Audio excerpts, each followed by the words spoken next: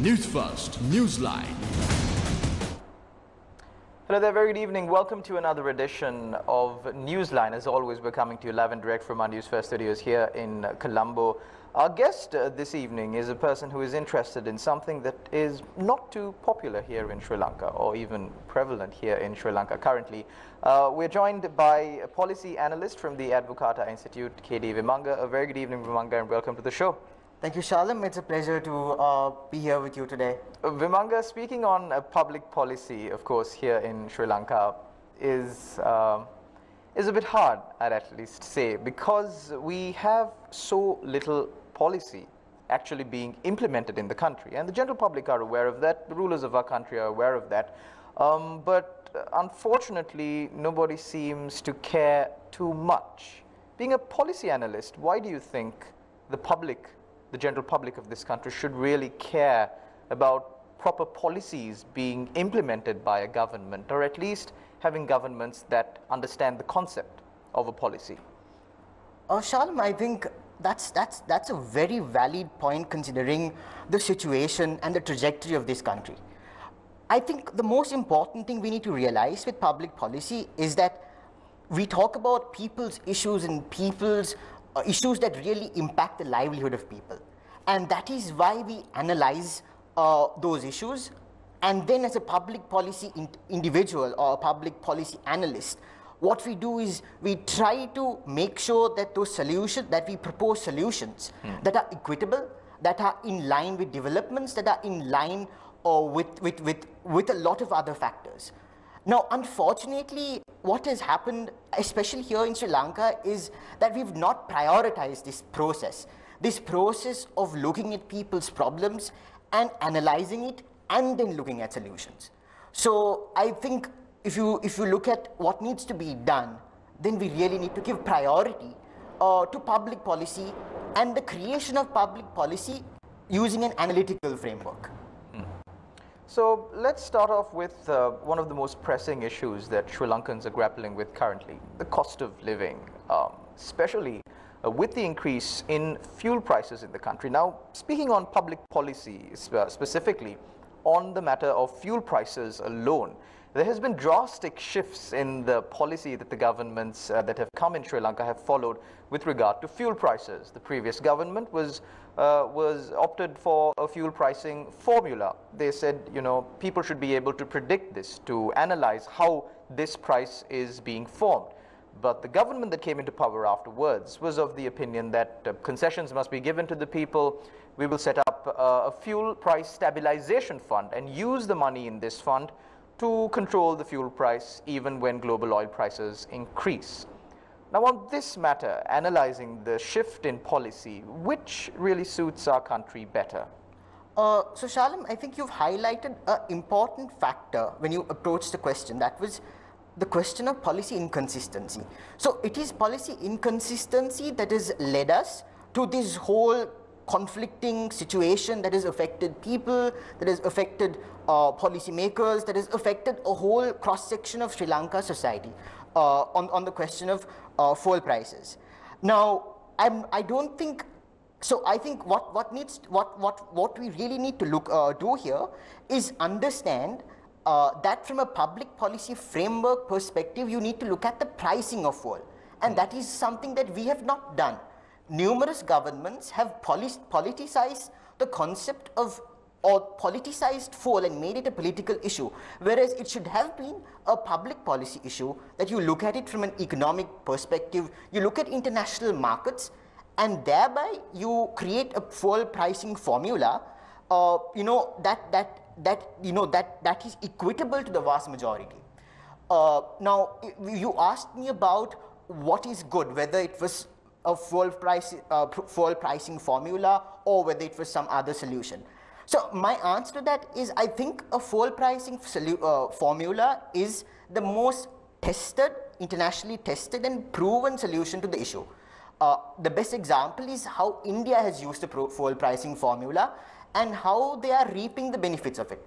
So if you really implement a fuel pricing formula with transparency, accountability, and you tell the people the main fundamentals of it and explain it, then I think that's the best public policy solution. So you're of the opinion that the previous government's fuel pricing formula would have been a better fix for Sri Lanka?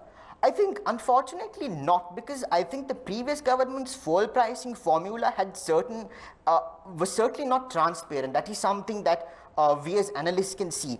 And secondly, they really didn't implement the fuel pricing formula because I think at certain points they changed various variables to fit certain I would say to fit the political situation in the country. So I don't think they really implemented the real essence of a fuel pricing policy. So then what really needs to be done is you have a real framework there and then you actually implement it.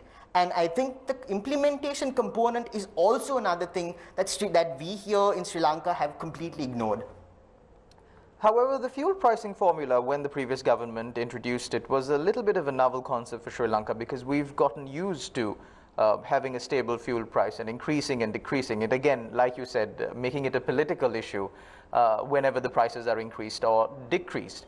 However, when the fuel pricing with Sri Lankans being used to this whole stable fuel price issue, and now you can see the problems piling up with the increase in fuel prices. Bakery owners want to increase prices, public transport want to increase prices, gas prices, essential foods, other imports, everything across the board.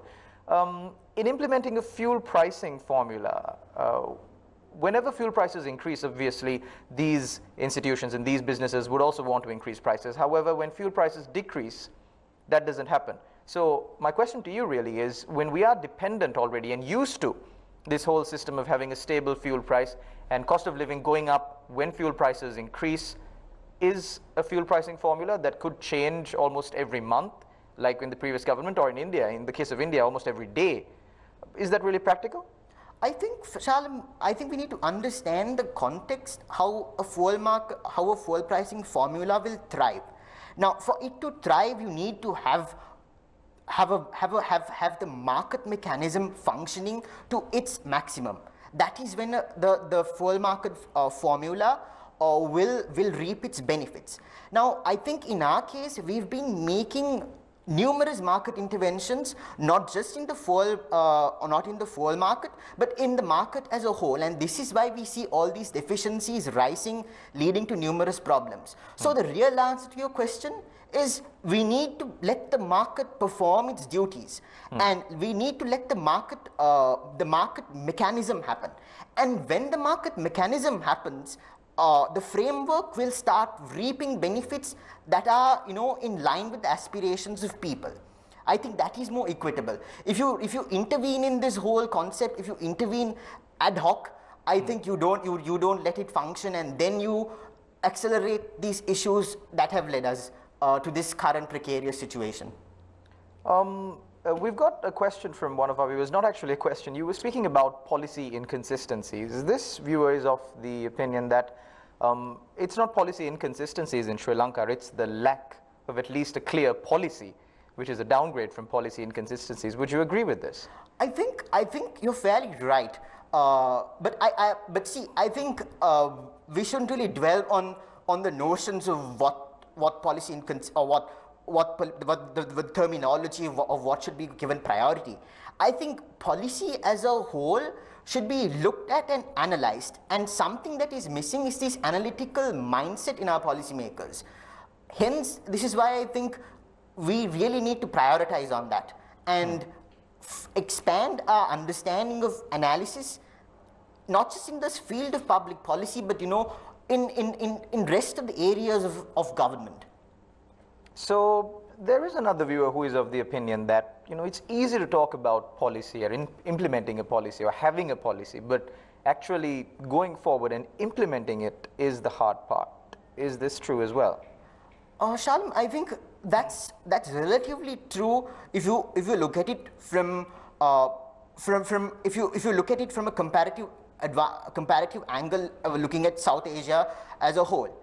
But I'm of the opinion that actually it's the opposite. If you really have your public policy framework right, you reduce all those fluctuations, you reduce all those structural issues, and thereby you have an easy mechanism to address all these issues. So my real answer to you is it's the opposite. What we really need is we need to put the system in place. We need to establish the public policy framework, and then everything else will fall into place. So we know that Sri Lankans like to change their governments quite often, and of course that is Sri Lankans practicing or exercising their democratic rights. But what we've seen is, on the matter of policy inconsistencies and even having a proper policy or building up a proper policy, certain governments don't really have time to do any of this. So when governments switch, policy changes, and policy changes drastically. How have other countries really dealt with having consistent policies when switching governments? Right. I think that's a very important question, because we need to understand that we are really a vibrant democracy, and we need to respect the functioning, the processes of the democratic processes. So while looking at that, I think we need to understand that if you look at the international best practices, you see that the government of the day respects the policy decisions taken by the former administration, which really reap the benefits, which really benefit the rest of the country, and they will continue those priority projects, whereas they might have differences in certain policies, but what reaps the highest equity is looked at. So I think this is what is lacking in our process, where our governments don't plan short term. We don't plan for the long term. And if you start planning long term, you will prioritize certain policies, and then there will be policy consistency. One of our viewers are of the opinion that instead of talking about this, you should try and get into parliament. I think I mean, I can see that it left you speechless. So with that, it definitely did leave me speechless, because I think we really need to have this conversation. We really need to promote this analytical framework thinking, and get our policymakers to really understand this. I think that is what my job as probably an analyst is, getting a national conversation and telling people that this is a priority, and the next time you go for your election, prioritize this over any other ad hoc policies or any other ad hoc suggestions that political parties make. With that, we will cross over to a short commercial break. We will continue our discussion on the other side. Stay tuned.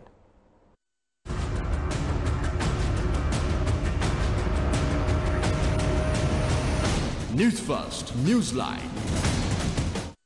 Welcome back. You're watching Newsline Live. We're in discussion with a policy analyst from Advocata Institute, Vimanga. Vimanga, getting back to our conversation, we discussed a lot about public policy, the importance of public policy, but still, there are some viewers, Vimanga, who are not convinced that public policy should be a topic of discussion, at least here in Sri Lanka. We had one of our viewers text in saying it's a waste of time to speak about public policy in Sri Lanka. Here's another go at trying convincing our viewers how important public policy is and how important discussions on public policy really are. Right. If I was to answer to the vast majority who have questions along the same lines, what I would tell you is you need to create real analytical conversations, especially in a democracy like ours. And by doing that, and by creating those conversations which is completely lacking, you really are shifting paradigms. And I think that is the only solution we have. We really need to talk along, not just in our public policy circles, but we need to have these conversations with our policymakers and convince them that this frameworks that we propose is probably the best solution they have. Otherwise, we really are not making progress, and we really are not suggesting or finding solutions to the pressing issues of our economy. Vimanga, moving on, we first spoke about the fuel pricing formula. We spoke about the importance of discussion on public policy. I'd like to take your attention towards the issues surrounding Sri Lanka's economy. And now, with the current strain that the economy is in, now there is also talk about the GSP Plus concession being revoked and Sri Lanka being removed from the list of countries that receive the GSP Plus concession. breakdown of what the GSP Plus concession really is. It's tax-free exports from Sri Lanka to the European market, and the importance of this is the fact that 1/3 of Sri Lanka's exports are sent to Europe. It's a massive chunk of Sri Lankan exports. Now, with the threat of this GSP Plus really being pulled out, as a policy analyst, what do you see the consequences of this? And can Sri Lanka really grapple with such an issue, especially at this juncture of time? Right. I think in our analysis, you've highlighted the economic merits of the GSP. And I think it goes way beyond, because the GSP has a very direct link to our export sector, right? And at this moment in time, we are pretty much dependent on our exports. And on the contrary, what the policy priority in this country should be to promote our exports internationally, because you know that we have a precarious situation with the country's debt problem. We have a precarious situation on our balance of payments and foreign exchange. So while all these crises are taking place, I think it's completely unwise to ignore the GSP and say that this is not really good for our country. What we really should do is understand the merits of it, start the negotiations, and try to keep the GSP Plus going, because it definitely has an impact on the export sector. And you've given the numbers. But we had certain ministers saying, if we lose the GSP Plus, we will move forward without it. We don't have too much concern on that front. No, I'm not going to speculate on their statements. But if you look at the numbers, and if you really look at the numbers, and the contribution of the GSP to the export sector, then you will understand that it brings in certain merits. It brings in much needed foreign exchange revenues to this country. So, and I think the policymakers also must need to understand the macro picture, which I've spoken about. That you have these triple crises happening, and is it wise to let go of a significant chunk of your foreign export earnings? And as an analyst, I think it's completely unwise to do that. And this unsoundness of this decision is obvious. Definitely, and I think I think what really needs to be done is to relook at it, as I said, from a real public policy framework, and see what the merits are, and then making a decision instead of taking an ad hoc approach to it. Vimanga, this next question that I'm going to pose to you, I'm going to take a lead on from a message sent in by one of our viewers. This viewer says, and I quote, "If our rulers follow policy and systems, they can't rob."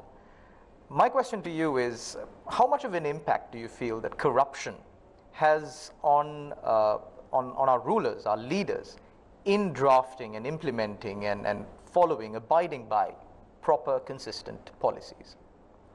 So, my answer to that is, the way that you can minimize corruption is by following this. Is following an analytical framework that policymakers and intellectuals from rest of the world are following. You have comprehensive policy discussions. You bring in the experts and let them develop policy which will be implemented by elected members. Right now, the real solution is following that. And I really don't know what the whole, proportionate, what the impact of corruption is there. I don't think there's a comprehensive study that makes a comparative analysis. But true enough, corruption leads to inefficiencies. And we are experiencing this in certain sectors of the economy, infrastructure, and we have infrastructure gaps as a consequence. So corruption does lead to significant inefficiencies. But my solution to you is, if you follow such a framework, analytical framework, then you really minimize the impact of corruption.